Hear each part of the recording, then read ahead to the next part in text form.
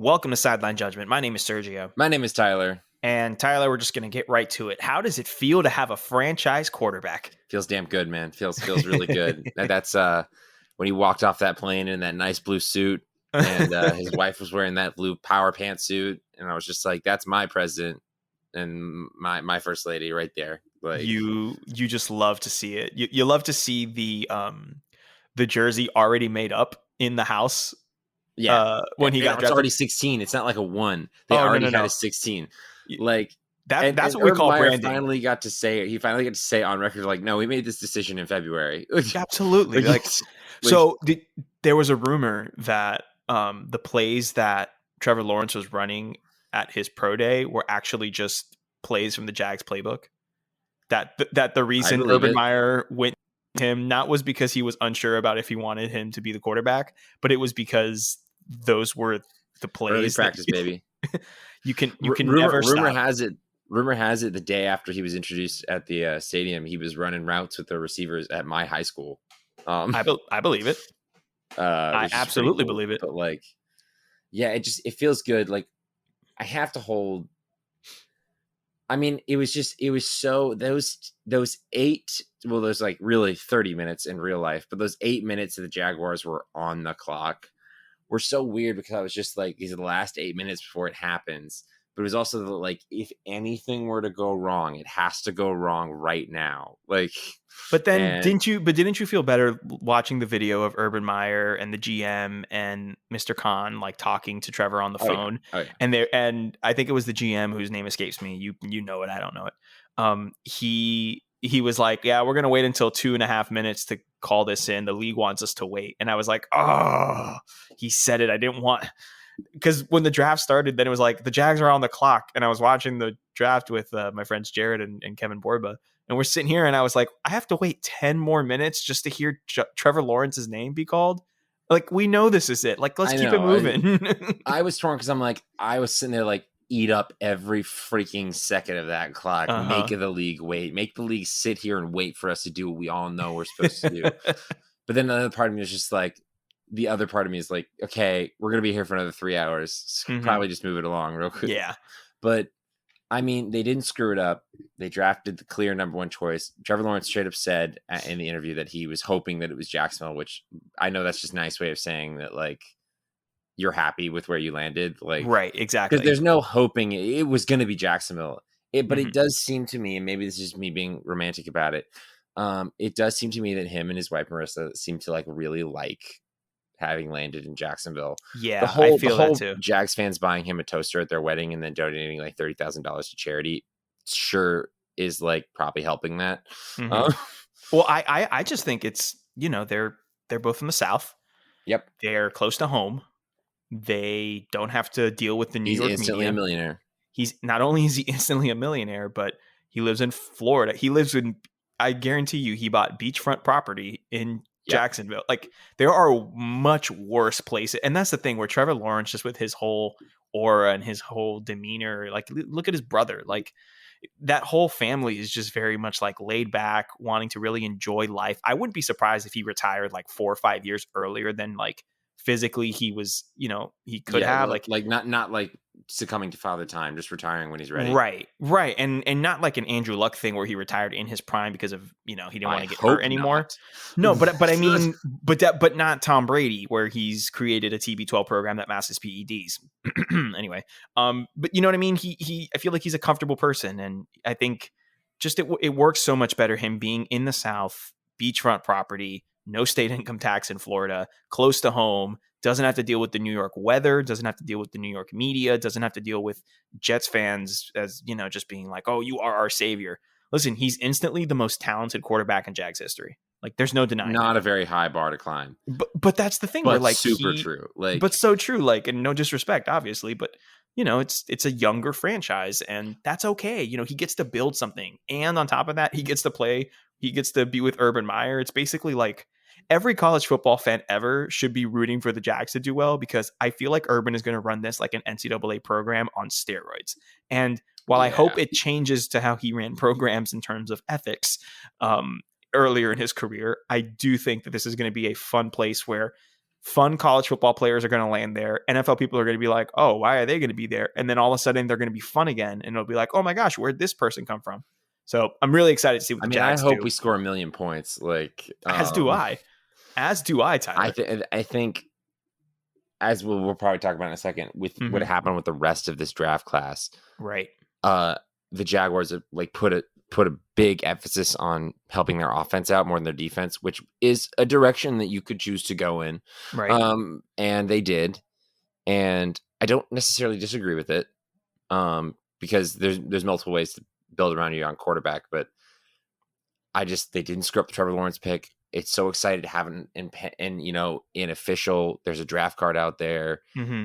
And, I don't have to hear jokes from people being like, well, what if they take Justin Fields? Nope. Because Urban Meyer coached at Ohio State and Justin Fields at Ohio State, and people who think they're hilarious.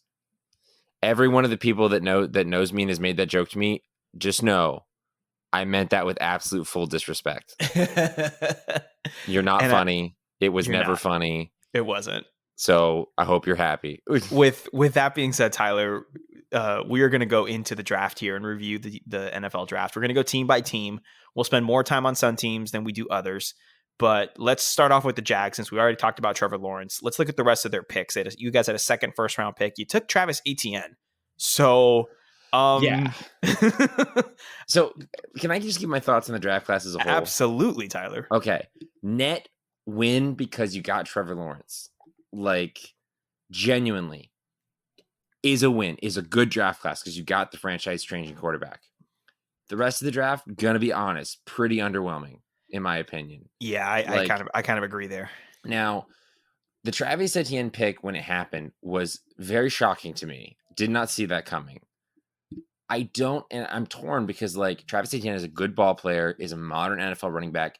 I mean, if you're talking about building around your quarterback, get the running back he has been familiar with the last 3 years. And not only familiar, but he is a high-level talent as well. And a lot of people are saying that, like, James Robinson should be upset, and maybe, sure, but running back is different than, like, quarterback. Like, you can play multiple running backs. Additionally, this is an Urban Meyer team. He's going to want multiple playmakers. Travis Etienne is the type of playmaker that he's going to want. Travis Etienne is a pick that is good for Trevor Lawrence, makes the team better. I still think they should have picked a defensive player. I agree. I still think that. And I was more okay with it at the time because the two big defensive players that I wanted were still there on day 2. They didn't pick either of them at pick 33. They picked Tyson Campbell, corner out of Georgia, who's fine. He's good. Like, I don't think we needed a corner as much as we needed a safety or a defensive tackle. But we do need a nickel because we signed one of the Griffin twins, and we have CJ Henderson, but we don't really have a nickel, so Tyson Campbell could be that. Tyson Campbell did take away Kadarius Toney in the Georgia game. Like, he did. Let's not forget that. Right. And then beyond that, it's just like I loved the Andre Cisco pick in the safety out of Syracuse. I loved that. Liked Luke Farrell in the late rounds for tight end. Loved Luke Farrell for where we got him. Absolutely. Great first pick in the 5th round. Like, maybe should have addressed tight end earlier, but I don't get the Walker Little pick. I don't get it. Like, he hasn't played football in 2 years. And that's the thing where I don't get it. I think he fits that size. This is Urban Meyer taking a fly. This is the Urban Meyer NFL equivalent of him taking a flyer on a 3-star recruit. Yeah. Where the possibilities are definitely there. The physical capabilities are there. But like you said, he hasn't played in 2 years, and he wasn't able to really do much at Stanford because of injuries. It's not that he's not talented. But yeah, I agree with you where there are some kind of head scratcher picks, and I feel like a lot of people around the league were going, oh boy, Urban's going to do his thing. I just hope that. It's important to remind ourselves that the Jaguars, no matter what we do, are not going to be competing this year. That's correct. Not happening. Like, right. And this is a rebuild. It can be easy to get lost in the excitement that is the Trevor Lawrence pick and everything. And I agree. It's easy to get lost up in that. It's easy to get lost in that excitement and, think that the tide immediately changes. But you've got a head coach that's never done anything in the NFL before, with the youngest roster in the league. His first draft class with a new general manager. I mean, this is the part that Urban Meyer, I think, has always been good at: talent acquisition and talent evaluation. But the way the draft works in regards to value might be something that he'll have to figure out. I'm willing to give him that time. But like I said, like it's the other thing. Like the Travis Etienne pick makes the team better. Wouldn't have been who I picked. Right. Exactly. Like because I mean I gotta be honest. I don't think you would have gotten him at 33. But then you don't know. But you don't know that. Like right. Exactly. We'll see. But I again I have to. Last kind of point, as much as it was slightly underwhelming compared to like there's not clear wins on the draft board like I thought there would be. There's a couple good picks, not as strong as I want it to be. It is a net positive. It is a net win because you got Trevor Lawrence. You didn't screw it up. Listen, in 15 years, what are you going to remember about this draft class? Trevor Lawrence. So Trevor Lawrence. That's how I'm going to remember. I like it. I agree with most of your sentiments, where the players that were acquired are good players for the most part. Some guys I don't understand. Walker Little, again, I'm with you. Andre Cisco, I watched a Syracuse game last year. Didn't stand out to me. Stuff like that. But it is what it is. And I feel like you said, you guys aren't going to be competing next year. You guys are going to be building for the future, and Trevor's going to be that focal point there. So I like it overall as a draft. Yeah. Can we move on to Miami? Yes, let's do it. You want to head down 95? I want to talk about him. I want you to talk about him. All right. I'm gonna try to say this without feeling wow, we did really good. No, you could say it. You could say it. We killed this draft, man. We killed this draft. You guys did a good job. Let's talk about first where, again, we had pick 3 because of the almighty Laramie Tunsil trade, the greatest trade in NFL history. We get pick 3, we trade back to 12 with San Francisco, and then we trade back up with Philly to get to 6. And while Jamar Chase and Kyle Pitts were off the board, I'm very happy that we went Jalen Waddle instead of Devontae Smith. I'm going to be honest. I'm going to be honest. I was one of those people that was turned off by his 166 pounds. I was. No disrespect to his talent and his playmaking ability, but I would much rather go with Jalen Waddle, the guy that was very much an impact. This is the closest to player that we have in this draft class to Tyreek Hill. Now, I'm not saying he is Tyreek Hill. Yeah. See, I get what you're saying. It's you see what I mean? You see what I mean? Even more I use so that than all Tony. the time. I think that people forget. I think it oftentimes got caught up, and this is an old man yells at cloud kind of thing. But like, it often gets kind of caught up in the hashtagging of social media or the short statement thing of Twitter, where like, when you do player comparisons, that means, oh, he's built like Calvin Johnson. That means he's Calvin Johnson. I'm like, no, I'm talking about how his play style, it reflects that, like, because it helps people understand how players win. Jalen Waddle is the closest thing to Tyreek Hill in the speed aspect, and the explosiveness in this draft. Yeah, I agree. Anthony Schwartz doesn't count. No, he's just a fast guy. No, and that's a good thing, because when you look at our receivers, we signed Will Fuller, we have Devontae Parker. You throw Waddle in the mix, a healthy Gesicki. We can bring in Hunter Long, our 3rd round pick, the best tight end in college football, not named Kyle Pitts last year. He actually had more receptions than Kyle Pitts last season, which, again, Pitts missed 3 games because of a cheap shot by Georgia, which we won't get into right now. So that's probably why it was. But still, it shows a lot of productivity. He played with Phil Dracovic at Boston College last year, so he's played with a good quarterback. So you can see that he can produce with a good talent like Tua is, and I believe Phil Dracovic is. The rest of the draft, man, we get probably the best edge rusher in Jalen Phillips at pick 18. Don't have to move. Well, it's funny. It's funny. What? I heard the story. He had moved all his stuff because he's from Los Angeles. He moved all his stuff back to Los Angeles at his parents' house.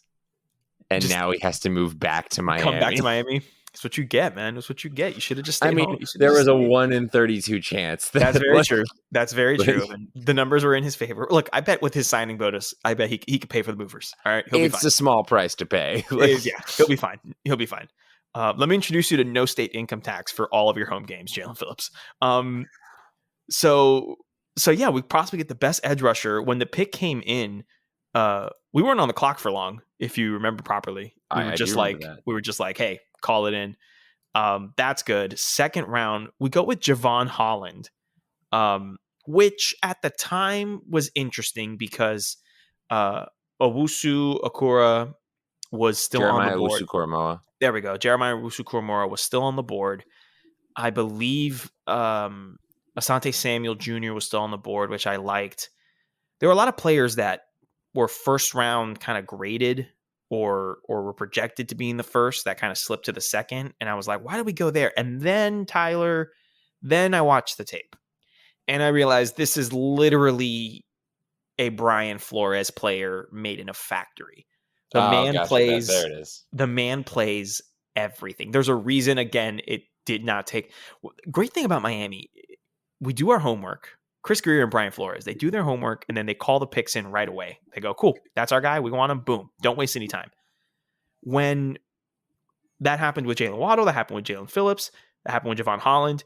I'm excited to see Javon Holland in this secondary. He's a guy, he is going to do the stuff that Minkah Fitzpatrick didn't want to do for Brian Flores. And this isn't a shot at Minkah. This isn't a shot at Minkah. Like, the whole thing that's just Minkah, a fact. That's just right. No, it's just a fact. He came out and said it. The whole thing with Minkah was that he didn't want to like be moved around and kind of be versatile. He was like, I want to play one position, which, all right, whatever. And I think this kind of helped out in that sense where we were able to get a guy here in the second round that could play multiple positions, that is tough or whatever. Opted out last year. Great player. I really liked him. And then Tyler, I'm not going to call him the crown jewel, but man, I might call him the crown jewel. Liam Eichenberg, the offensive tackle out of Notre Dame in the second round. We trade up to get him. I don't know about you, Tyler, but I don't know if you know this, but the floor for Notre Dame offensive linemen is Pro Bowl. Like that's the floor. Basically. There's almost no place in the country that's better at like just producing NFL worthy offensive linemen. Like, maybe Notre Dame and maybe Iowa. Those are like the two spots for NFL offensive linemen and Wisconsin. Those three, you get those guys out of the Midwest, you're going to get a good lineman. And Liam Eichenberg is incredible. Just a fantastic talent, Tyler. And I was so happy that we were able to get him. It was an unexpected pick. It was something that I wasn't expecting. And then once again, I go through and I go, wow. Let me read you off his resume, Tyler. He shut down Azeez Ojulari, Malik Herring, Josh Uke, Kwity Paye, Chris Rumpf, Victor Dimukije, Janaris Robinson, Joshua Kaindo, Rashad Weaver, Patrick Jones, Will Anderson, and Christopher Allen. 0 sacks allowed. Really? The man did not allow a sack. Was Ian Book's blindside guy. You put him at right tackle, and what do you have, Tyler? A franchise tackle. I'm not saying it's a guarantee. Good value. But hey, listen, definitely got it. And then the next pick again was Hunter Long, the tight end we talked about. That's 1, 2, 3, 4, 5 of our 7 picks. The top picks were, in my opinion, home run hits. Fantastic. And then we took a flyer on Larnell Coleman out of UMass and tackle. And then finally, Dolphins Reddit could shut up because we finally took a running back with Jared Dokes out of Cincinnati, who had a great year at Cincinnati. And that's the thing where he took him in the 7th round. We'll see what happens. I like this draft for the Dolphins. I think we accomplished everything we needed. We got Tua help. We got an edge rusher. We got offensive linemen. We got a versatile Brian Flores-esque player in the secondary. And then we took flyers on another tackle and another running back that can pair along with the guys that we have now. I don't understand people who got freaked out. You know, some of my friends included freaked out with we didn't take a running back at 18 or, you know, this and that. We didn't take Javon Williams or this and that, whatever. Listen, what if I told you that the way for a running game to improve is if the offensive line gets better? What would you think about that, Tyler? Would that be far-fetched? I would think that would be true. There we go. So I feel like this is the situation that's happening. Myles Gaskin was on pace for 1,600 yards if he didn't get hurt last year. Like, it wasn't anything bad, you know? The line's going to get better. Having a good running back is important in a large way, but it's so much more important to have a good offensive line. Agreed. Like, because a good running back can make holes where there are very few appear sometimes. Mm-hmm. But like, you just need an average running back, right? If you got a strong offensive line. Yeah, so I agree.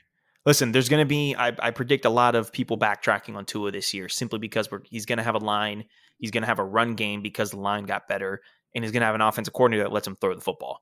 And he just there's got not a lot of excuses this year. And there's weapons. Right, exactly. This is the year. This is the playoff roster, the way it's constructed. This is a playoff roster, a playoff coaching staff, playoff talent on this team.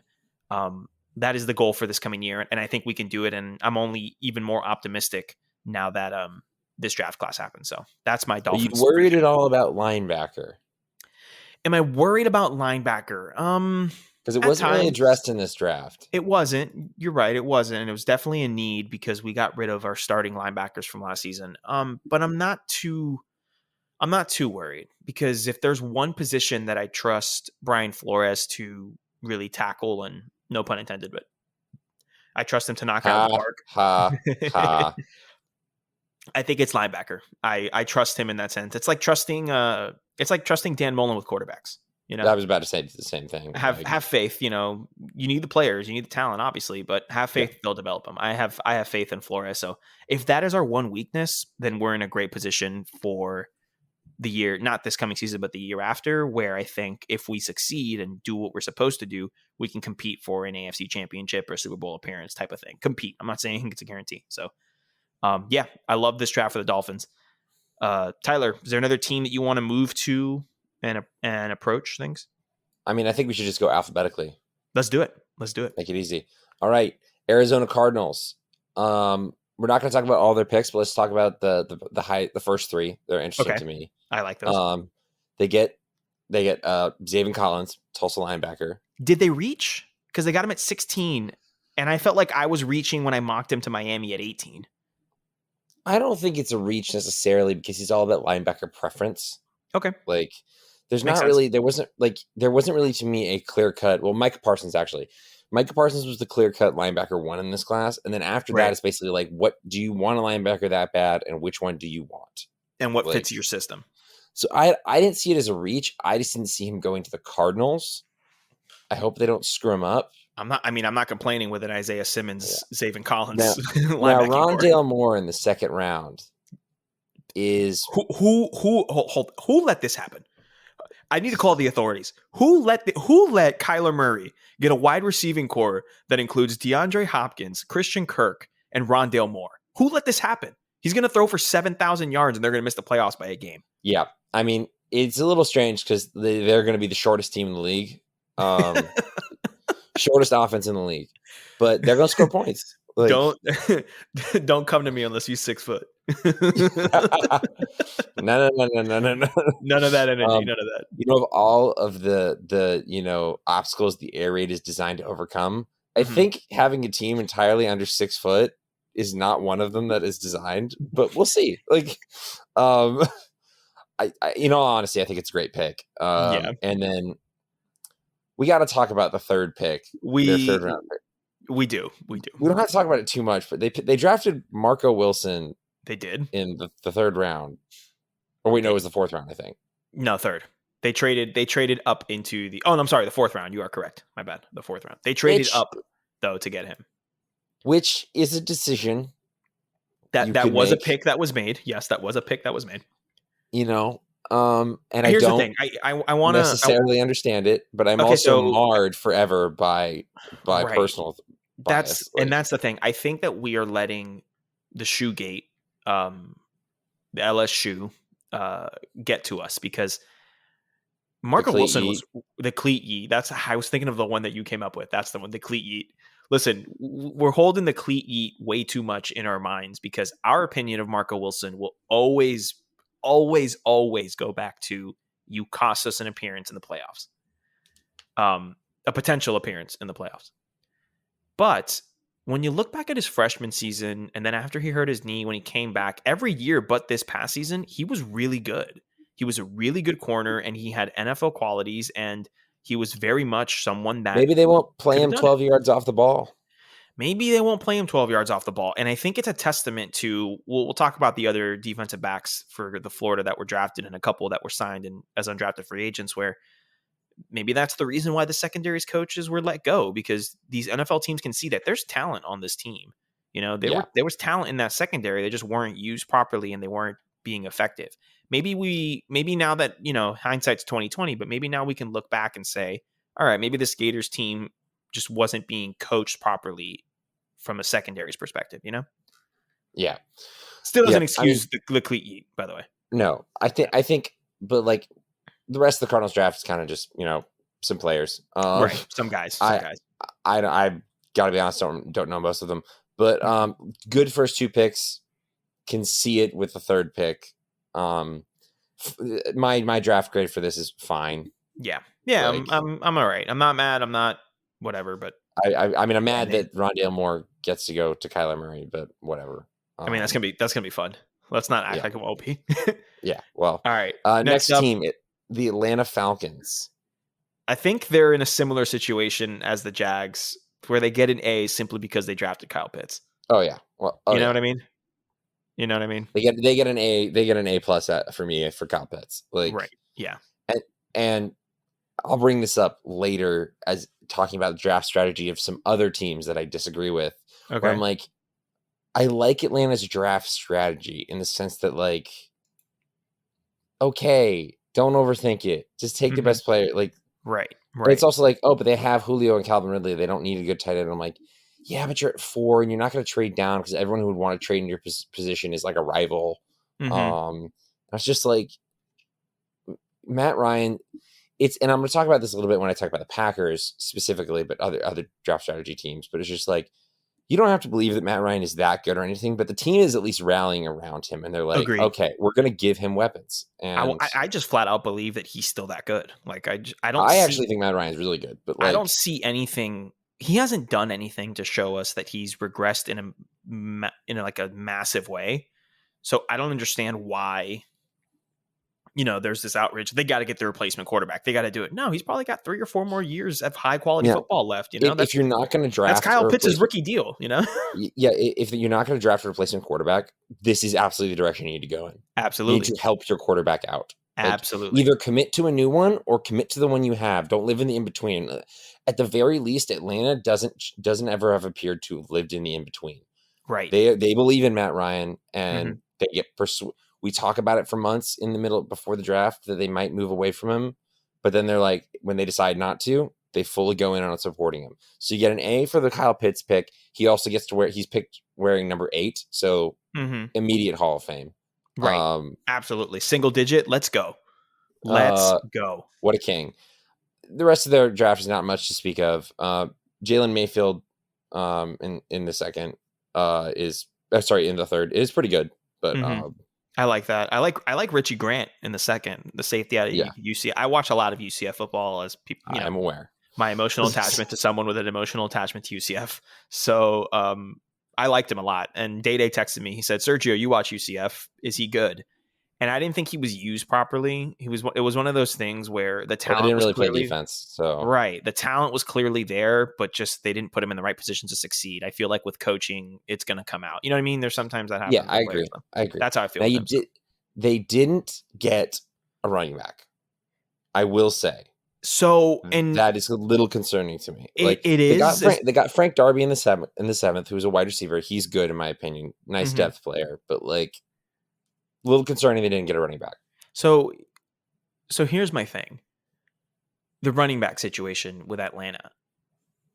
Arthur Smith we've talked about this ad nauseum about the system and Arthur Smith with Derrick Henry and all that stuff, blah, blah, blah, blah, blah, blah. But it seemed like they didn't even make an effort. If I was in that organization, I would make an effort to try to land Najee Harris. I would try to throw some, like, come on, man. You mean to tell me that Drew Damien, Taquan Graham, Avery Williams, even Jalen Mayfield, you can't package all those picks and maybe a future second to go get your guy? I feel like you get Pitts, you get Najee. Maybe you don't end up with as many rookies this draft, but that's fine because half of them won't make the roster anyway. Like, Yeah. Like, just package those things did together. Go get quantity more than quality. They did. And I would have gone a different route, especially given, like we said, we think Matt Ryan's got 3 or 4 more high level years left. So why not go out and help him? Why not go out and get those weapons, Yeah. So, I agree. We'll see. Next moving on. The Baltimore Ravens. I'm going to read you 2 draft picks. Yeah. What? No. Read them. Read 2 draft picks. At number 27 overall, Minnesota wide receiver Rashad Bateman. And at number 131 overall, Oklahoma State wide receiver Tylan Wallace. Immediate dub. Pack it up, go home. Lamar Jackson was watching this draft and he went, sheesh, because oh boy, was that fantastic. Fantastic job by the Ravens to get him weapons. Not only 2 excellent wide receivers, but the type of wide receivers they needed. Because they don't need another speed guy. They don't need a tight end. They need contested catch possession receivers that get them first downs. Listen, Tylan Wallace is a better and more I want to say more up to date or recent, but a modern day Des Bryant. He has the potential to be that kind of wide receiver. And I love that he ends up with Lamar, and Lamar has that weapon. And Rashad Bateman, we don't need to go into how good Rashad Bateman is. That boy can play some football. He made Tanner Morgan look good. Come on, guys. It's true. Remember, there was genuine draft list that put Tanner Morgan above Kyle Trask I did prior to the 2020 season. Mostly because of Rashad Bateman and the one who went Tyler, the one who went to Tampa. I forgot his name, but I know who you're talking about. Renfro's going to kill us, but he is. Renfro has a Super Bowl. He can calm down. he can calm down. No, and then additionally, they pick Sean Wade out of Ohio State, goes to them at number 160 overall, which I'm like, he didn't have a great season. He lost a lot of money this season, but if you got to choose one place to go to be a cornerback that's probably going to help you, I mean, Baltimore gets a lot out of their secondary. Not a bad shot. Not a bad shot for him. Not a bad shot. And the thing was, the complaints with him was I think he'll be converted to a nickel. I think that's his more natural role. And I think it's the same situation that we saw, going back to the Gators, because that's, the team that we know. But Chauncey Gardner-Johnson, when he was at Florida, kind of was a bit mismatched and exposed in terms of coverage, but we move him to the nickel. Fantastic NFL nickel guy. I think Sean Wade's going to be on that same wavelength. So, great job by the Ravens. Next up, we got Buffalo. Buffalo. What do you think? What do you think? What do I think? They definitely had a strategy, and I don't disagree with the strategy. They went heavy on the line play. They did both sides. On the line play. Both sides. First 2 picks are defensive ends. Next 2 picks are tackles. They don't pick a wide receiver till pick 203, the 6th round. So, and then they pick a lot, and they have 4 picks beyond that. But a choice. It's interesting because they've added a lot in the offseason. They are a good roster, so it's tough because there's not a glaring area of need that I think that they have to address. It's more of their issues okay, they need to be able to be the Chiefs. And right. And how do you do that? Well, the reason that they lost was, 1, because they kept kicking field goals when they needed to go for it. But 2, it's also you have to be able to shut them down. And I think the defensive end picks were good in that regard, but you need some high quality defensive players to help you out. And they're fine. So here's my thing. So Carlos Basham they're fine. More so for Gregory Rousseau, because this was a player that was a projected top 10 pick before opting out. And I think it was very much out of sight, out of mind. And if I'm a Bills fan, listen, I'm very happy that I ended up with a potential top 10 talent type player in Gregory Rousseau, and I didn't have to move anywhere and this and that, whatever. So for me, this is a pretty decent draft. Clearly they had one thing in mind and they address it. But when you're a team that's that good and has that many weapons and is basically just trying to beat the Chiefs, you can do those things. So good for them. I think they approached it the proper way. They're going to let the Dolphins sneak up on them. Man, because I'm just saying, Gregory Rousseau can't cover Jalen Waddle down the field. Just saying. Now Buffalo has a really good secondary, so exactly. Tyler, let's move on. I'm speaking out of turn here. It's okay. Let's move on to Carolina. A draft that I loved. like absolutely loved. This was good. The 4 of these top 5 picks, let me read them off for you, Tyler. First off, 8 overall, J.C. Horn. In my opinion, the You're best. right. J.C. Horn was the first corner off the board. Thank you very much. Not to say I told you so, but I told you so. You absolutely did tell me so, though. Terrence Marshall Jr. in the second. This was a projected first rounder. We were mocking him to like Baltimore and Pittsburgh in the first round and stuff. Great steal by them. And then they get Chuba Hubbard, dude. They got Chuba Hubbard. That was amazing to me. That was right. Fourth round. Chuba Hubbard and Christian McCaffrey on the same team in an offense coordinated by Joe Brady. Unfair. Fantasy sleeper? Fantasy sleeper? Christian McCaffrey can never stay healty, so that's what I'm saying. Fantasy sleeper? Maybe. Additionally, I'm just gonna say it, like if there's any chance Sam Darnold can be saved, there's no excuse that he doesn't get saved this year. Like, absolutely. Yeah, absolutely. Like, you're right. They added all these weapons. The roster is really good. This draft fast call is really good. The defense was already playing really well. Matt Rule is building a good culture there, like he did at Baylor. Mm-hmm. You have Joe Brady. You have all of these weapons. Sam Darnold, you don't have the "it's a bad situation" excuse anymore. If you're actually good, you can prove it now. They didn't do you any favors by drafting poorly. Right, exactly. In the sense of like they did you actual favors on the field by drafting well, but you get one shot at this. Yeah, absolutely. Now, I will say, it's weird to me because like they really just went all in on. They just really went all in on Sam Darnold because they traded Teddy Bridgewater away to the Broncos and they didn't draft a quarterback even in the late rounds. So did they go all in, or are they giving him the best situation possible to see if he's the guy for the future? Well, that would be going all in. Like, I wouldn't say it's going all in. I'd say it's giving him a they're trial. Not signing to going all in. Like as far as the draft's concerned, because they're not signing to a massive contract. But like, what I'm saying is that they did not draft a replacement option. Okay. Like, all right. Like they're like, this is Sam Darnold's team for a year. They're going all in on Sam Darnold. And like, to me, those are the same thing. That makes sense. But like, okay. Look at this draft. Like Deontay Brown, Washington's Keith Taylor, Davian Nixon, Iowa, the defensive tackle. They drafted a long snapper, and that's, whatever. But like, right. In this house, we rejoice when specialists get drafted. Absolutely. Still is a choice. Like, yeah, very much a choice. No, but I like it. And I really like the Brady Christensen BYU offensive lineman pick as well. Yeah. In the third. I think it's a great pick. So we'll see what happens. Listen, Sam Darnold, no excuse, like you said. So we'll see what happens. This team is shaping up. Everything's going their way. They just need to get a quarterback. Like, and speaking of teams that just needed to get a quarterback, I'm not saying that was their only thing that's going to make them competitive. Ladies and gentlemen, he's a professional. Look at this transition. Come on, man. Come on. I didn't pay thousands of dollars for the sports media degree for nothing, Tyler. Oh my gosh. Justin Fields is a Chicago Bear.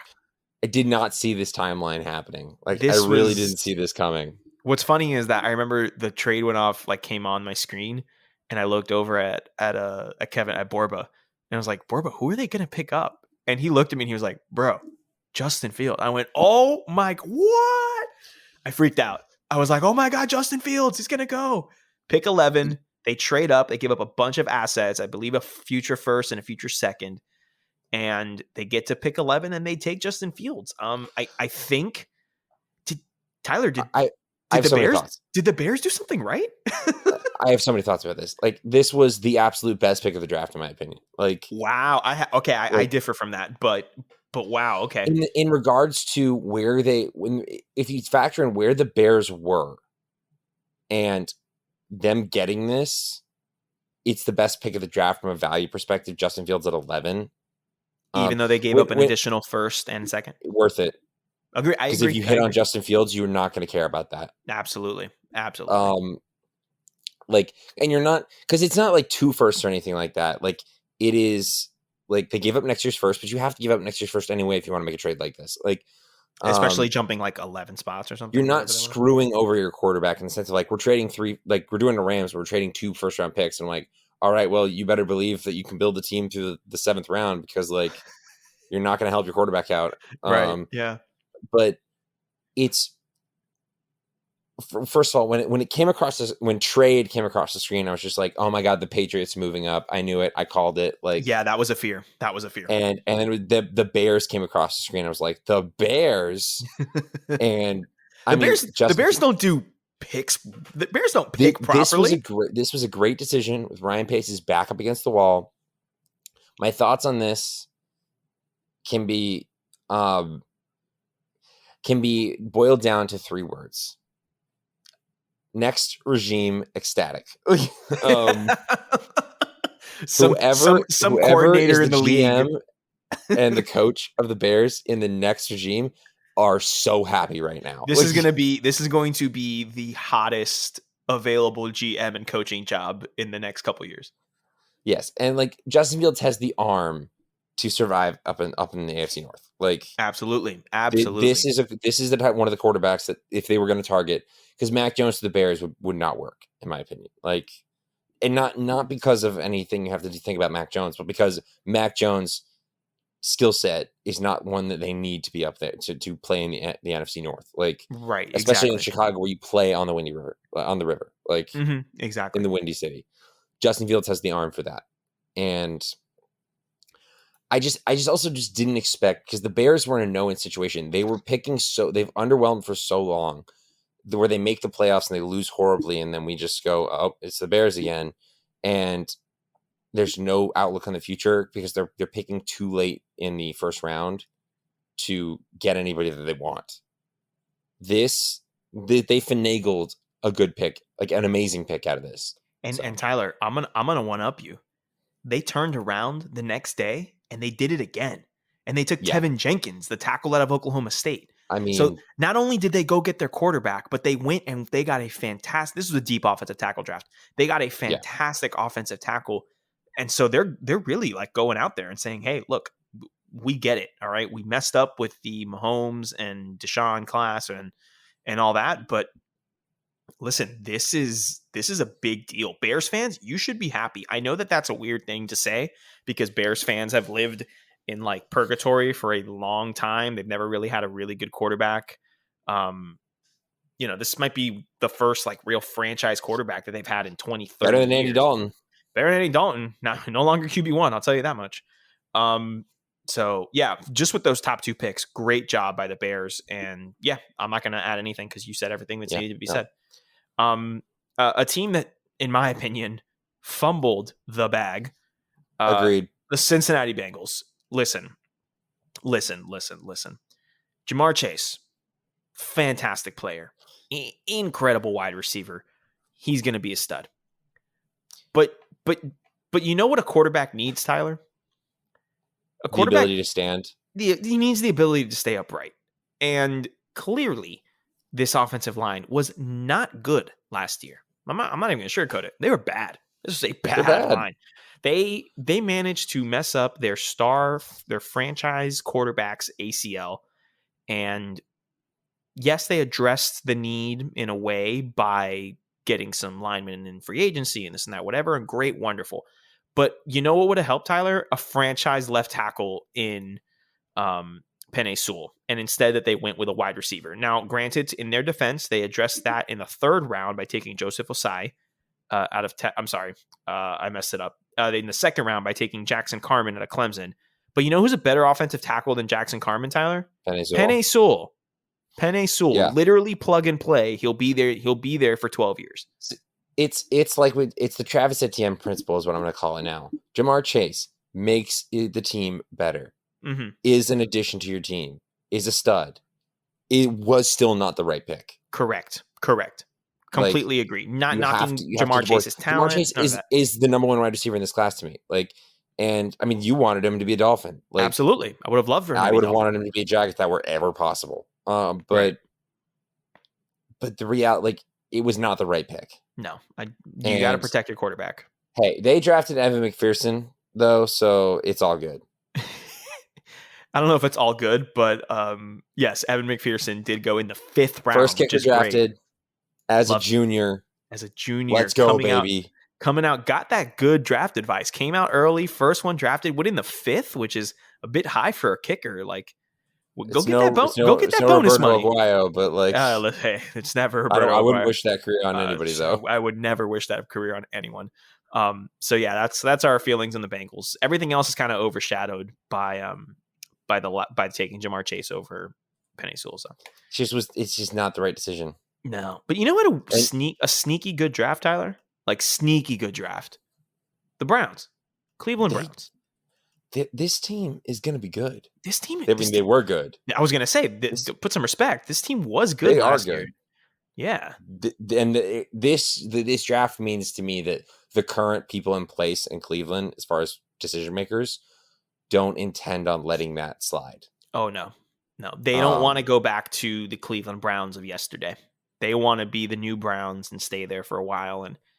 And it's honestly, it's a serious argument to say that the weakest link of their team now is probably their quarterback. And that's no massive disrespect to Baker.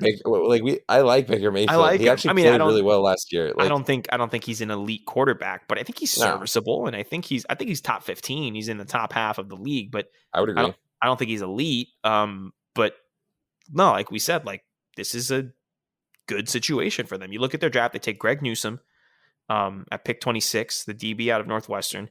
They end up with Jeremiah Owusu-Koramoah, who we all know was a first-round pick. Fantastic first-round talent. They pick up Anthony Schwartz in the 3rd, and again, maybe if we see him in an actual offense, we'll see some improvements in that sense. I don't know what Anthony Schwartz with a good quarterback is like, so I have to be fair in my criticism. Exactly. But it's also like Cleveland's wide receiver room is already so good that you're kind of just adding an extra element there. It's a toy. It's a toy. You're not asking Anthony Schwartz to be your wide receiver 1 with that pick. No, yeah, I agree. You were asking him to be your 4th wide receiver and occasionally score a touchdown. Exactly. And if you're lucky, he turns into Will Fuller. Exactly. If you're lucky, he turns into Will Fuller. So I like it. I like the draft. You know what I think is the low key, probably one of the pick I'm most excited about in this class. What? In this draft haul, their last pick, UCLA running back Demetric Felton. That kid is a stud. Okay, I guess I didn't watch enough UCLA to he scored like 4 touchdowns in that game that against Washington State that the late nighter. Yeah, that you missed. I did miss that game. I did miss that game. That's my apologies, Tyler. He's listed as a running back. He's more like in like the Percy Harvin athlete type in the sense of like he can technically run up at running back, but he also does wide receiver things. Like, so I have here on ESPN, he's pretty good. He's listed as a wide receiver here on ESPN, but it says here he's a versatile weapon, lined up at running back and receiver in addition to returning kicks. He impresses route running the week of the Senior Bowl, above average open field runner, undersized, below average top end speed, and shorter arm. So it seems like it's just a couple of physical traits that aren't quote unquote the best. But, hey, listen, 5'9", 189. So, I mean, he makes plays, and he's a 6th round pick. So, like, right. I mean, for a 6th round pick, I think he's a better college player than deserves to be picked in the 6th round. Like, I'll take your word for it. I like to see it. Moving on. The Dallas Cowboys. I'm not. How do I put this? Let's be honest here. Okay. The Cowboys they screwed it. They got screwed and they screwed up on the opening night of the draft. They got screwed and they screwed up. Yeah. Elaborate, please. The 2 top corners were taking the 2 picks before theirs, and which is the number one thing they were going for. That's where they got screwed. Then they panic traded back with the Eagles of all teams. And which honestly was the right really decision. Defend that. Like, no, I can. I mean, I can defend it.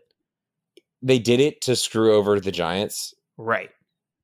So the enemy of my enemy is my friend, who is actually really my enemy because it's the NFC East.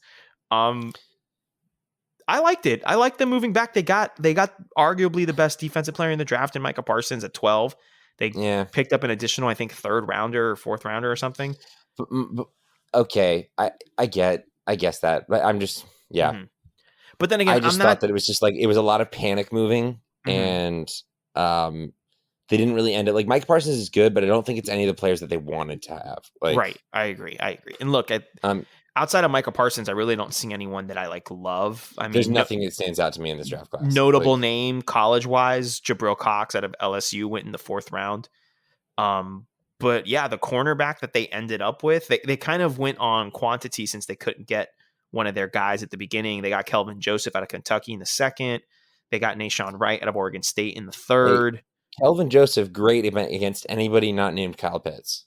Okay, but in his defense, like Kyle Pitts was literally unguardable. I mean, Kyle Pitts mossed first round. He bossed both J.C. Horn and Patrick Surtain at some point. So, I mean. Well, I mean, if we really want to get into it, undrafted free agent Trevon Grimes cooked Patrick Surtain in the SEC championship We're game. not going to dwell on those thoughts. Okay. All right. Cool. Next up, then Tyler, I'll get sad. Yeah. Next up, we have Denver, the team that drafted Patrick Surtain in the 1st round. And they also drafted a couple of really good players here. I really like Javonte Williams, the running back out of Carolina. I also really like Baron Browning, the linebacker. Baron Browning was a good pick for them. The linebacker out of Ohio State. He was really disruptive for the Buckeyes this past season. And one thing I don't understand, though, is the Javonte Williams. I like him as a player, and I think, at that position, at that value and stuff, go out and get him. But don't they have Melvin Gordon and Phillip Lindsay? Yeah. So I guess they must be moving on from someone. Or maybe just giving themselves the flexibility to move on from somebody. Like, that's true. I can't imagine Melvin Gordon's got too much left in the tank. Yeah, you're right. You're right. Like, maybe he's there this last year and then that's it. Maybe this is to avoid giving Phillip Lindsay a big deal. True. Maybe they just see him as that's true. They are similar types. They're similar types of running backs. They are. I don't know. It's interesting. It's another one of the situations. It's the same situation that Sam Darnold's going to be in. Like Drew Lock, there's no excuse for you to be bad. Well, that's also given Drew Lock as a starter and not Teddy Bridgewater. It's a good point. So that's a good point. Other than that, a little bit underwhelming, but it is what it is. I think we can move on from this. Seth Williams was a good pick, but they also have a lot of good wide receivers. So. That's true. Yeah, they already had guys. All right, next up, the Detroit Lions. They won the great draft class for them simply because Penei Sewell fell in their lap. And that pick was in with a quickness, like that was shades. As it should have been. They didn't dilly dally at all. No, it was just like, oh, Penei Sewell's there, we're taking him. That was shades of the Vikings taking Justin Jefferson. Just like, yeah, cool, call it in. We know what we're doing. Listen, this is a team that's rebuilding. This is a team that took on massive Jared Goff with a massive cap because of the 1st round picks. Like they're rebuilding. Dan Campbell is there. They're gonna go for the franchise left tackle, and they should. That was a great pick. I think that was the great 1st round pick. The rest of their draft, just clearly players that they believe in long term. Like, yeah, and that's fine. They're not swinging for the fences here, and I think that's the smart way to go about this. Agreed. Agreed. So it's fine in a good fine. When I say fine, I mean fine in a good way. Like, right. Not flashy, but good draft. I agree.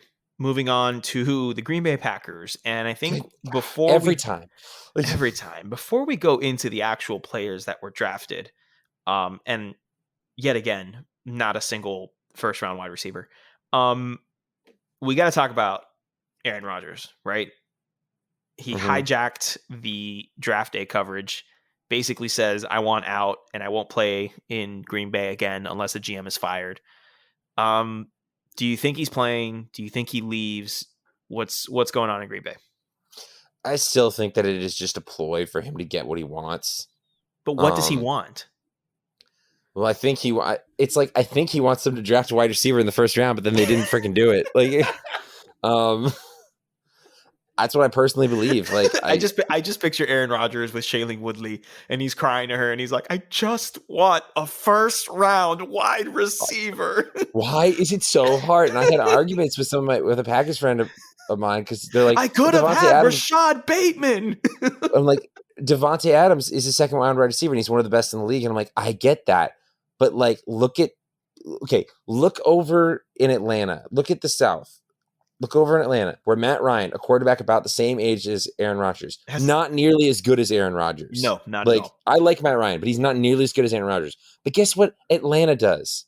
They have Julio keep giving Jones. them all this first-round receiving talent because they're like, yeah, we're going to get – Atlanta believes in Matt Ryan more than Green Bay likes to believe in Aaron Rodgers, which baffles me. So sad.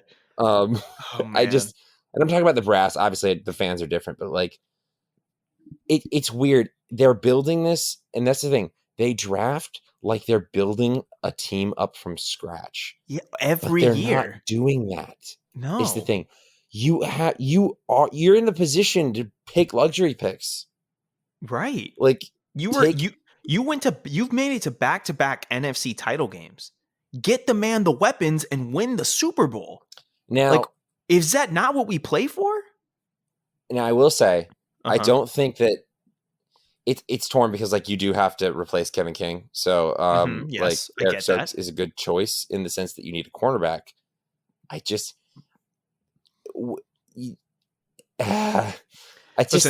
like the day that Jordan Love takes over and Aaron Rodgers either finally leaves to go to Denver or retires and does Jeopardy, like that is the day they'll be like, okay, now we got a new quarterback. We got to surround him with weapons. And I'm like, you had an excellent quarterback before. You couldn't do that then. Like, exactly. Listen, I love Amari Rodgers, but taking Amari Rodgers in the third round is not going to satisfy arguably the greatest quarterback of all time. Yeah. Arguably, throwing that out there. Amari Rodgers in the third round is a great pick when you're a team that doesn't need to draft more wide receivers. Exactly. But you do. So, like, sorry. No, I get emotional. Right. You're right. And listen, let's go. We are running heavy on time here, so we're just gonna keep it moving. But I did like to Darryl Slayton, defensive tackle out of Florida, heading there. Big run stopper, and Green Bay's needed run stoppers for a while. That's kind of been the weak point of their defense for the past few years. So to get that in the fifth, good for them. Go Gators. I think he's going to fit in well there. Next up, we have Houston. All right. Houston's first picks were in the third round because of the beautiful, glorious, greatest NFL trade of all time, the Laramie Tunsil trade. And they took Davis Mills out of Stanford. What are we doing here, people? What do you mean, what are we doing here? You know exactly what we're doing here. I'm a Jaguars fan. Like, why? I know why. Because Deshaun Watson's done. But Davis Mills? So here's the thing. They took Tyrod. Davis Mills, least you forget, sir, was the number one quarterback in his recruiting class and was riddled with injuries during his collegiate career. Went in the third round. It's not like he went in the first or second. Day 3 pick. Back half of day 2 pick, sir. And the talent upside, I think, is there. I think it was a good pick by them in this situation, especially given everything that's going on with Deshaun. Yeah, I think. I don't think that he was the right quarterback to pick here, but that's just okay. Me. All right, I can defend that. I can understand that. Other than that, also it's just these bad taste in my mouth when your first pick of your entire draft is a third round pick spent on a Stanford quarterback that's not even that great. Like, understandable. I understand. But also, they're in a terrible situation. So yeah, this team is bad. So I'm going to cut them some slack. I mean, right. The one good thing on your team is probably not going to be there anymore. So what are you doing? And listen, the Brevin Jordan pick was pretty good. 5th round tight end out of Miami. Yeah, he's a good player. So we'll see if that happens. All right, next up, staying in your division, the Indianapolis Colts. The Indianapolis Colts drafted. Looking at the draft sheet is just hilarious. They drafted Kwity Paye, Sean Davis, Sam Ehlinger, and Will Fries. All over the place. What is going on in Indianapolis? I understand that you're a ready-made team and you're basically just getting some parts luxury picks, baby. Luxury picks, but man, this is literally I'm at a buffet and I want a little bit of everything because they just went around. They got Kwity Paye, who some of my Colts fans were not too happy about. Did you hear him talking in his interview where he's like, yeah, I think edge rushing is something I need to improve on? And it's like, well, I hope so. Isn't that your entire job? Weren't you an edge rusher? So I know they're not happy about that. But I like Sean Davis as the fit here. He's going to move into like a nickel dime package safety. And Sam Ehlinger. Yeah. I mean, one of the better places he could go to. RPO heavy scheme that they run there. And if Carson Wentz decides to not want to take hits, Sam Ehlinger will do the Tebow role. He will start pounding into people if you have to. Like, so that put him at tight end. Noted. So here's the thing. Noted Texas fan, my friend Kevin Borba, co-host of the Tailgaters. He said he's the next Julian Edelman. Put him at receiver. Put him at slot. I could really see that. Like, I think it could happen. And honestly, I would love Sam Ehlinger so much more if that happened. I'd be thrilled. I would like that. Thrilled. Really. Like, that'd be awesome. All right. It's just funny to me because Sam Ehlinger is built in a lot of the same ways that Jalen Hurts is. And yeah, for real. Jalen Hurts was just in Philadelphia. Yeah, literally. All right, cool. Jacksonville we already did. Kansas City. Again, luxury picks. But you know what I did love? Creed Humphrey. Good pick. Let me tell you how really excited I was about this pick for the Chiefs. Fantastic pick here by Creed Humphrey. And again, it's noted they were without their first round pick because they traded for Orlando Brown from the Ravens. So they got a tackle. Yeah. So you could say that, listen, yeah, there was a lot of pick swapping and stuff, but essentially they gave up their first rounder for your first round to get Orlando Brown. And for in the second round, you guys get Creed Humphreys. I'm not saying it's a great draft, but I'm not saying it's a bad one. And Cornell Powell is maybe upset. Like, oh really? Cornell Powell's good, and I'm upset. Like, it's just yet another overachieving college wide receiver that's going to do well. Do this? And Cornell Powell is going to go from spending most of his college career catching passes from Trevor Lawrence to go catch passes from Patrick Mahomes. The trauma. Next up, the Chargers. Raiders. No, the Chargers, my friend. I'm so wrong. We have both LA teams. So we have the Chargers first. Great draft. Yeah, I mean the first round pick's great. Yeah. First round pick's great. Yeah, I mean, it was good.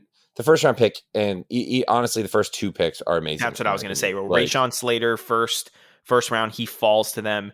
People were arguing that he was better than Penei Sewell. I don't know if he is, but he is a really good tackle. And then Asante Samuel Jr. falls to them in the second round at pick 15 in that round. And great. Everything else is just kind of like maybe. Yeah, just kind of taking chances. I don't have problems with any of the other picks, but the first two were really good. I like the Nick Niemann pick, the linebacker out of Iowa. He was really much a stalwart there for the Hawkeyes, and I think that's going to be a good fit there. I think he'll make the roster. Yeah. All right, next up we have the Rams, who what are they doing? Well, they don't have first round picks. And in the second round, they take Tutu Atwell out of Louisville, who's good. He weighs less than Devontae Smith. Does he really? Oh my gosh, 5'9", 155. Look it up. Oh, okay. I'm looking at a picture of his arm. That's too skinny, my guy. This is your first pick of the draft. Like, oh boy.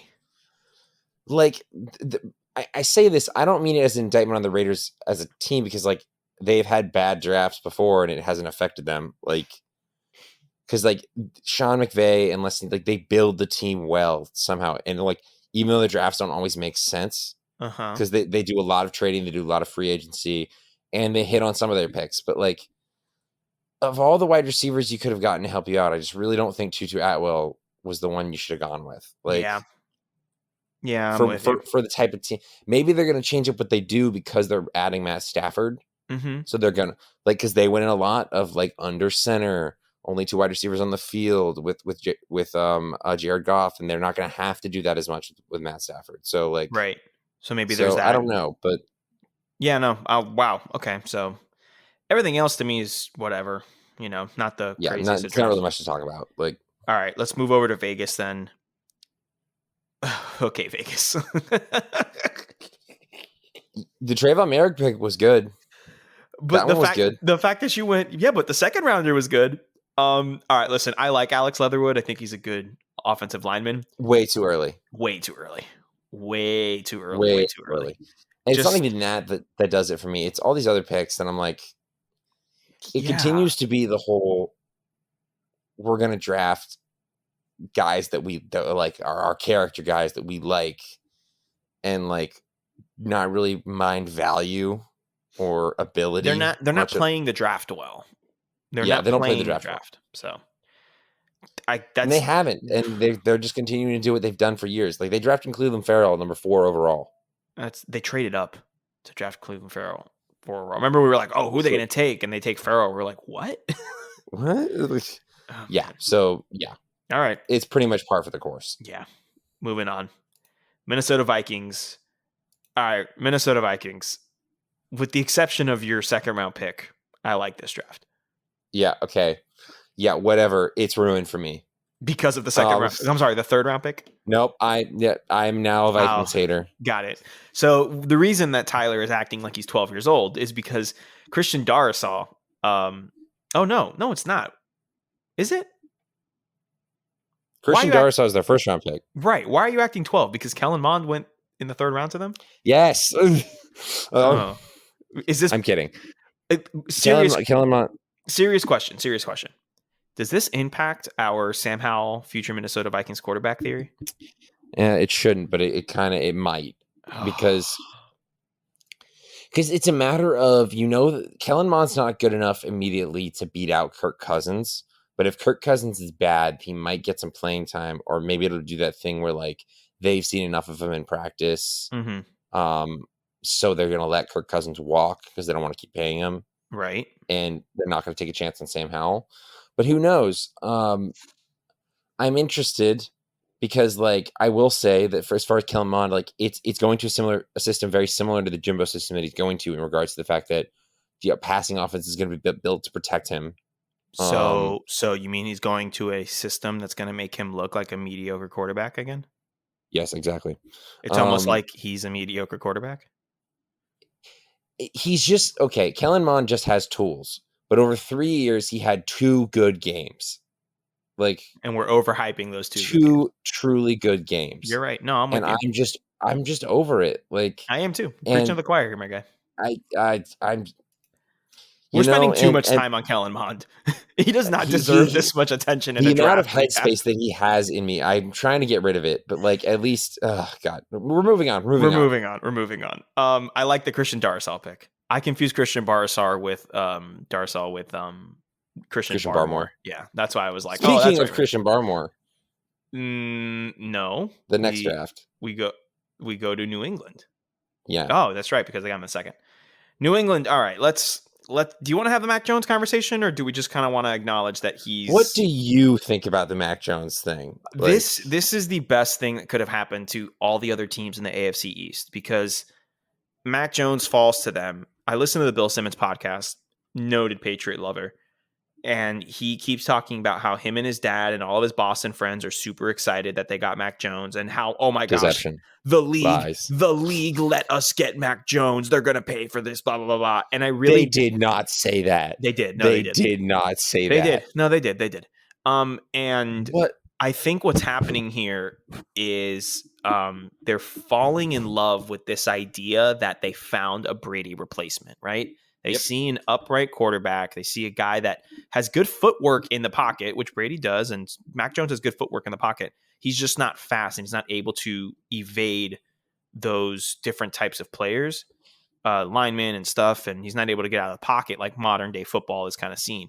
And so they are kind of going, oh my gosh, we just got the replacement. We did this and that, when they're not realizing that in a quarterback room that included Tua Tagovailoa, Jalen Hurts, and who's the guy that transferred out? I forgot. Mac Jones was the last on that list. Mac Jones had to be at Alabama for 4 full seasons, and they had to go, all right, I guess we'll give him a shot. And they almost started Bryce Young last year. He, in terms of talent, is not the most talented quarterback. Now, is he intelligent, and does he make the right decisions, and is he smart? Absolutely. He's a great college quarterback. He is a fantastic college quarterback because he's smart enough to make the right decisions. But here's the thing. In the NFL, just in our division alone, Tua Tagovailoa, Zach Wilson, Josh Allen. 3 mobile quarterbacks that can throw the ball and are immensely accurate.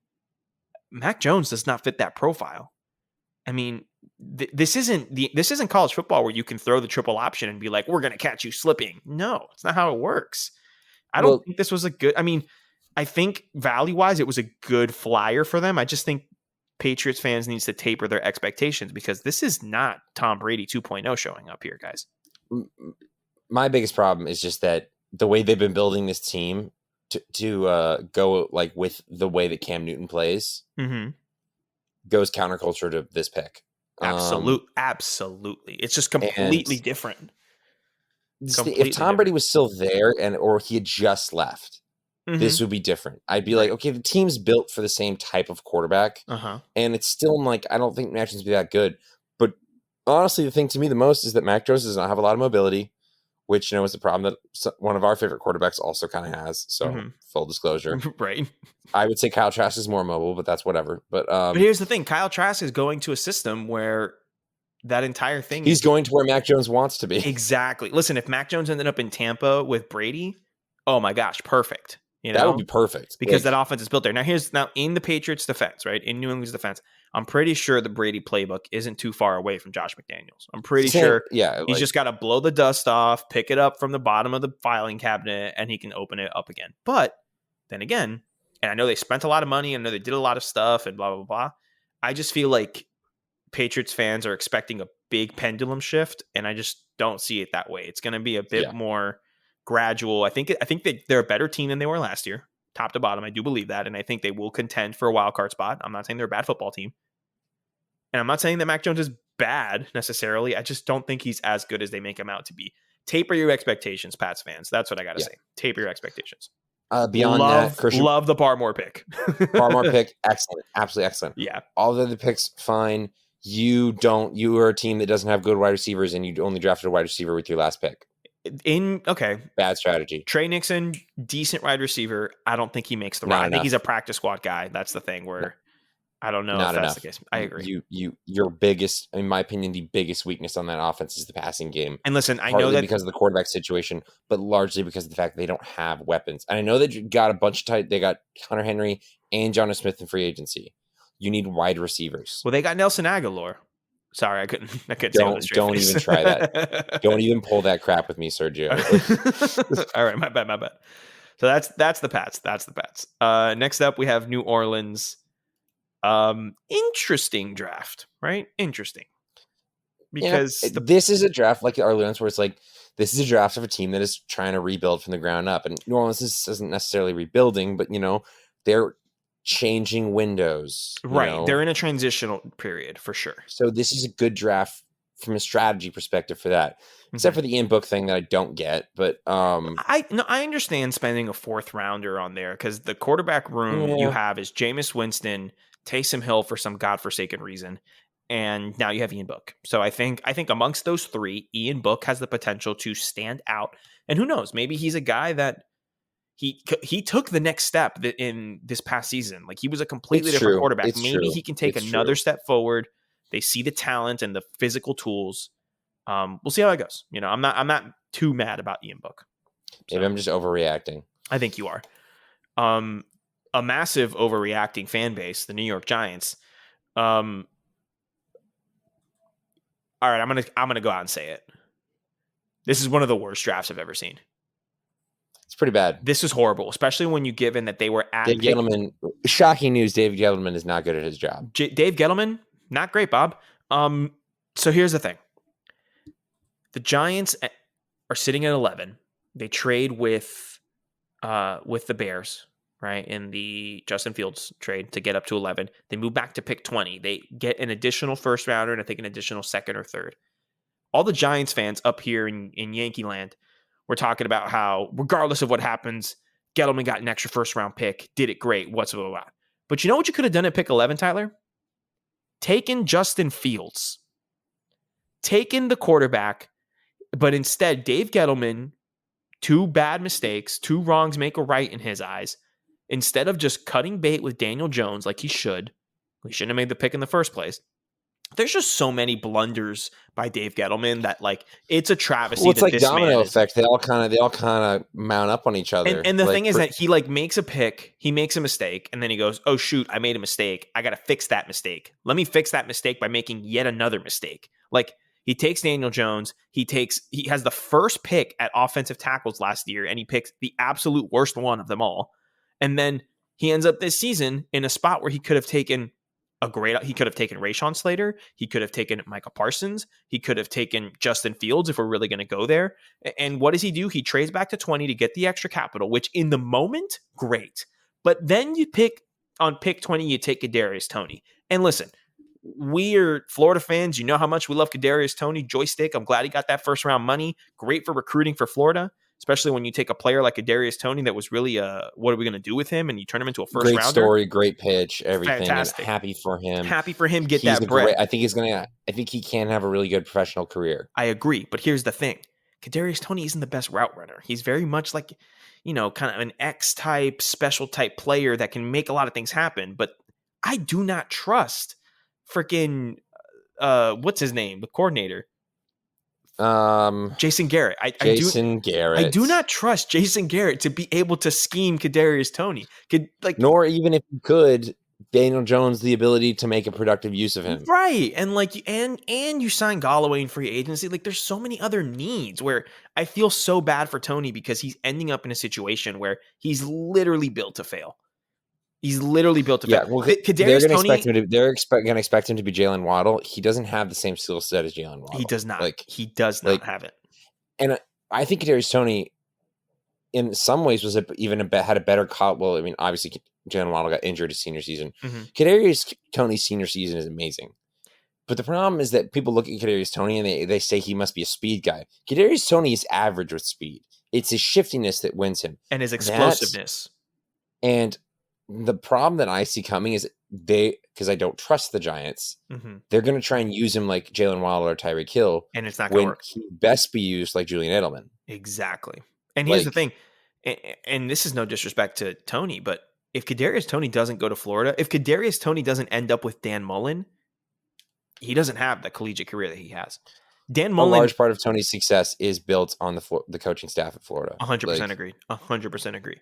And that's a good recruiting pitch because, I mean, it's true. So, but that's the thing where the work's been done on. So like, it's not, and he did it. So this is not a knock, but it is a matter of like, I just don't like giving offensive weapons to people that don't know how to use them. 100% agree. Like, man, listen, could you imagine if this Giants team took not Daniel Jones and just some like stonewall defensive end or someone in the trenches, and then instead of taking Austin Jackson or no, that was us, somebody, I don't know, Anthony, the guy from Georgia, whatever, the bad Andrew Thomas, they take like Tristan Wirfs or Mekhi Becton, and then this year instead of that they take Rashawn Slater. They're set up. Then next year they can go get the quarterback, and then they're set. And then because they got a good secondary.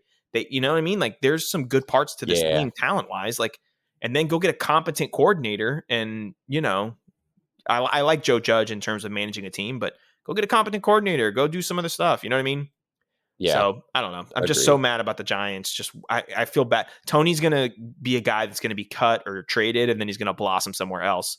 And then Giants fans are going to hate him forever. Like, why couldn't he do that here when the problem is really just organizational? I mean, Urban Meyer straight up said he was going to draft Kadarius Toney at 25. Yeah. So, and that would have been perfect because Urban Meyer knows how to get.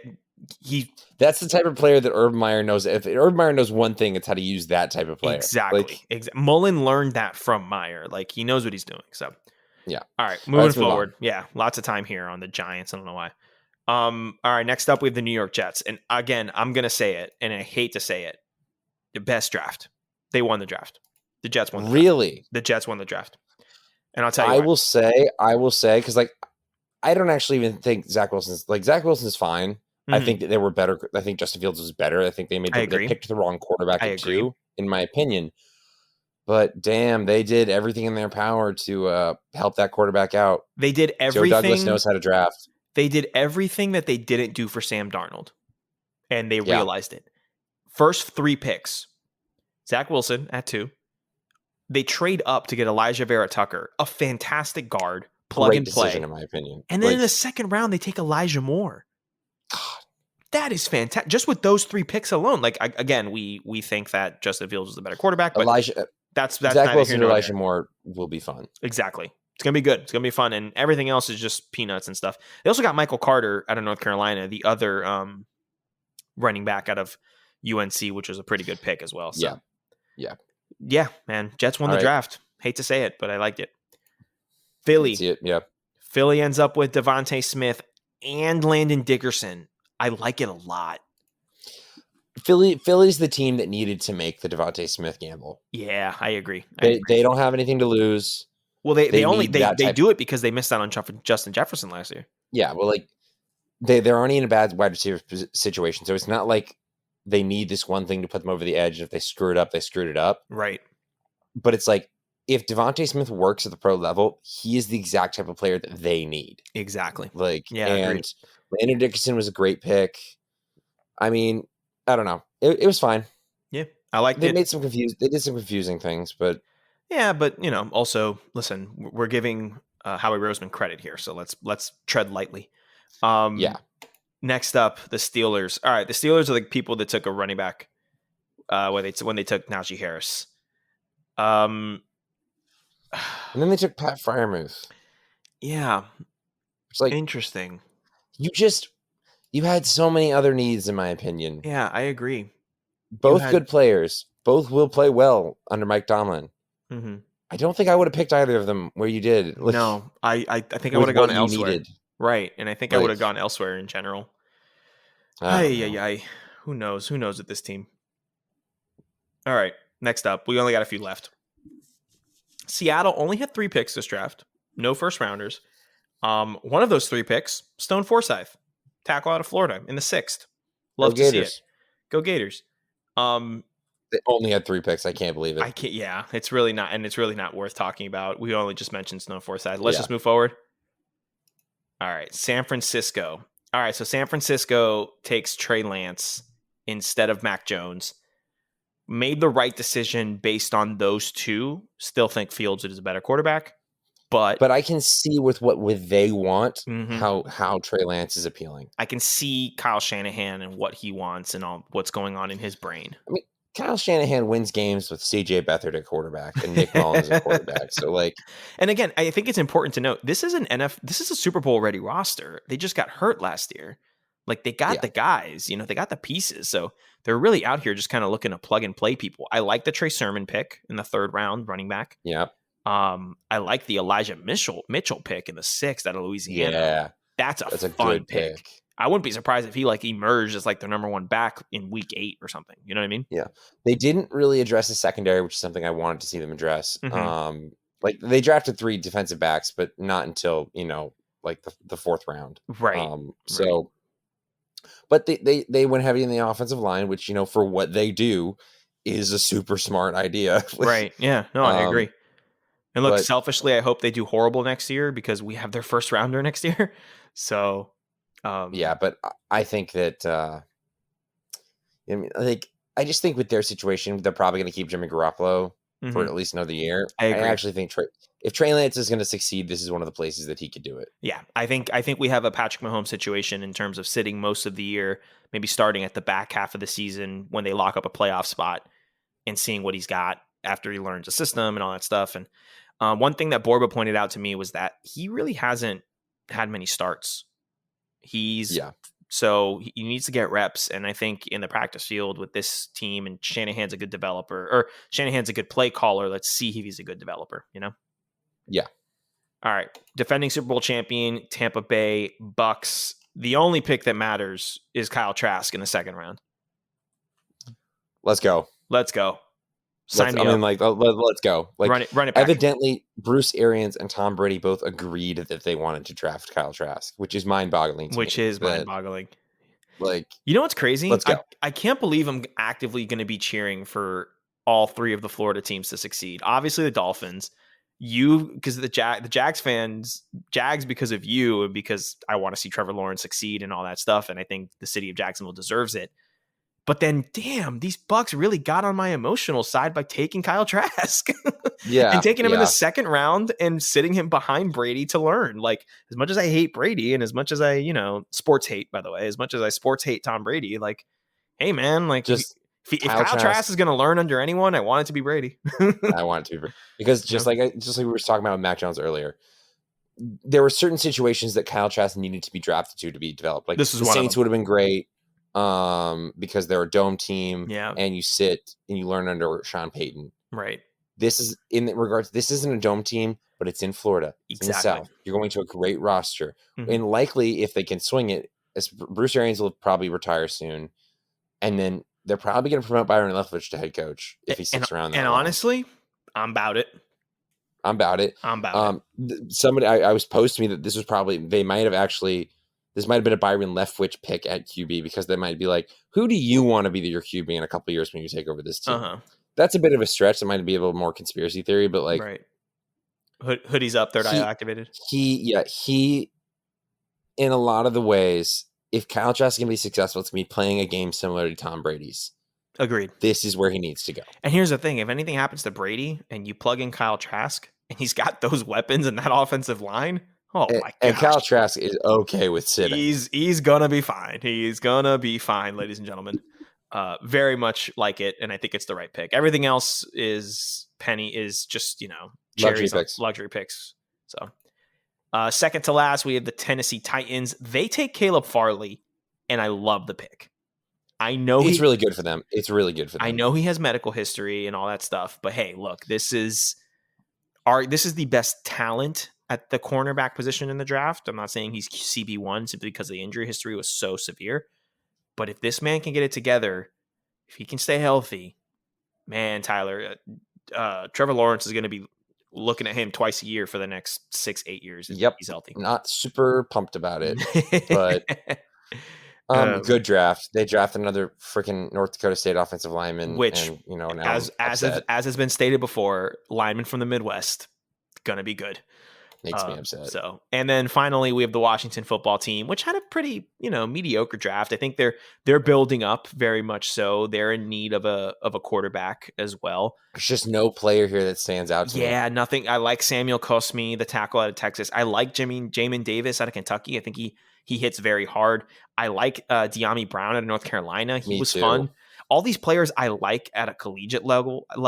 You know what I mean? Like John Bates, the tight end at Boise, he was fun to watch last year. Yeah. These guys are fun, but it's just it's what's the identity? What are we doing? Yeah, I agree. And a lot of how we tie identities to teams is through quarterbacks and they've had 1 year under Ron Rivera. It was a weird year. It's a weird year. Listen, they're clearly in rebuild mode. Listen, they won the division last year. Granted, they won the NFC East. I mean, you and I with a few friends might have competed for the NFC East last year. So, it's not a big achievement, but, they won the division and they were able to, get that culture change that they need. They changed the name and Ron Rivera's in there and he beat cancer. There's all these things going on in Washington and in Northern Virginia that are just difficult for this football team. And I don't know. I think this is a 3, 4, 5 year project down the road. This is just organization was such in shambles that the problem with the NFC East is that every single team always wants to win right now. And it's at whatever cost, simply because they're in the NFC East and they believe they have this like God-given right that this is the best division in football or whatever. And because of that, we get teams that are built up really nice, like the Cowboys team with Dak's first year, with the line and Zeke going off, and that's great. And the Carson Wentz Eagles teams and stuff. And, we get those teams, but for the most part, we just get teams that never lasts. And they're in perpetual rebuilds and they're always trying to like take stopgaps when they really just need to hit the reset button, suck for 3-4 years and then sustain themselves for 20-25 years. You know what I mean? And that's probably part of it, is that they're all so similar in the NFC East, because like in the AFC South, for example, like you're sitting there and for a while you're like, okay, Tennessee right now is the best team in the division and clearly the best team in the division. So it's a matter of like, we have to build ourselves up to meet that standard. But the thing is, in NFC East, it's like, I mean, a better example even would be in like the AFC West, where it's just like Kansas City is the cream of the crop. Like we have to build ourselves to get to that level. Mm-hmm. Whereas in the NFC East, it's always like, if we just swing it right, we can win it this year. Right. There's never a situation where it's just like, where any of the NFC East teams are like, there's no way we can win that this year. There's no right. The you AFC look at the Chargers last season, mm-hmm. and I like the Chargers, and the Chargers, played pretty well for large parts of the season, but it's just like there was no reality where the Chargers were winning their division last year. Right. Like it is a road to get there. And honestly, there's really no reality where the Chargers can win the division for the next 8 to 9 years as long as Patrick Mahomes is doing what he's doing. You know what I mean? And but the thing is that they can compete as long as they beat them once in the playoffs. That's fine. That's all you need. You need to build yourselves to beat that team and stuff. And these teams are going to get better. And like you said, the NFC East is very much at any given time anyone can win the league, and that's not healthy for the division in the long run. So I agree with that. All right, Tyler, that was all 32 NFL teams. I know this is a long episode, but we're going to be taking a bit of a break here coming up. I am wrapping up grad school. Tyler is preparing for a big move. So we're going to take some time off. Maybe we get some episodes coming in, but this is the last kind of consistent episode that we'll have for a bit. We will for sure be coming back to build our preview college football season, obviously. Oh yeah. This summer we're going to have some stuff. We'll talk about some things. We'll come up with some fun special episodes. But yeah, so this is the draft review that we have. I think we're going to end this with an extension of Moment of the Week, Tyler. Yeah. Because last week I shared that I was a proud owner of NCAA 14. Puffy chest. NCAA 14 for the PlayStation 3. But the one problem was I didn't have a PlayStation 3, Tyler. That has changed. I now own a PlayStation 3. Let's go. Yeah. I own a PlayStation 3. I own NCAA 14. All I need to do is take a USB.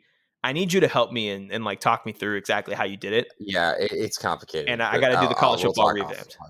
Off air. Yeah, we'll do it off air. Yeah, I got to do college football revamped.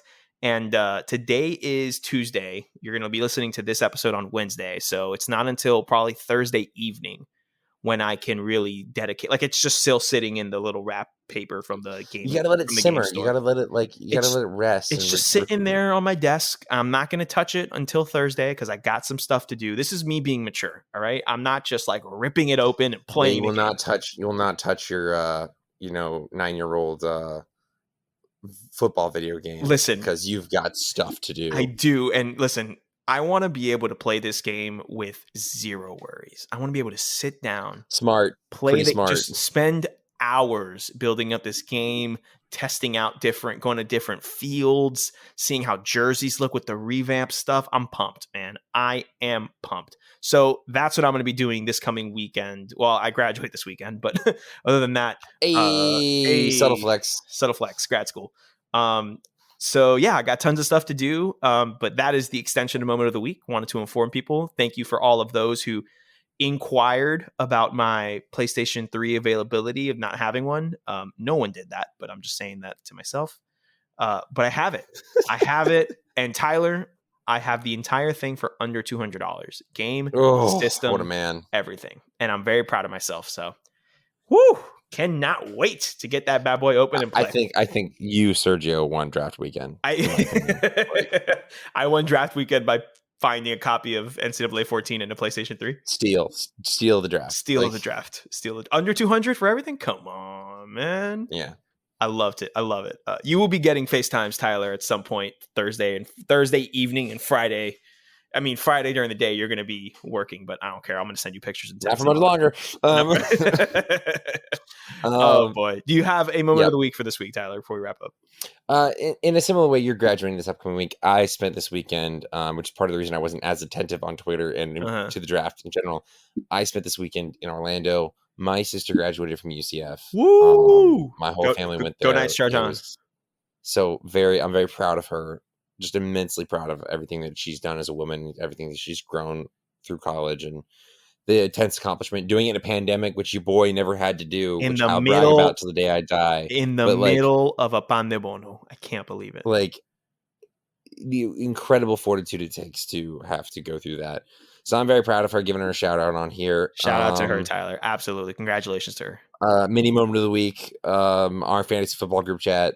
2 minutes. It's not even a moment of the week. Y'all need to relax is the moral of the story. Y'all need to relax. So basically, if y'all are listening, calm the hell down about trades. And for those of you who are not a part of that group chat, what happened was, in a nutshell, is that one player, I'm naming names. We're shooting from the hip. Friend of the pod, Tyler Renfro. I'm sorry. 1% income, reigning Super Bowl champion, friend of the pod, Tyler Renfro, and friend of the pod, Stephen Peters, proposed a trade. A gentleman's agreement where if the Eagles didn't take a quarterback, then they had to swap Zeke Elliott and Jalen Hurts. I don't know who had who, but whatever, it's irrelevant.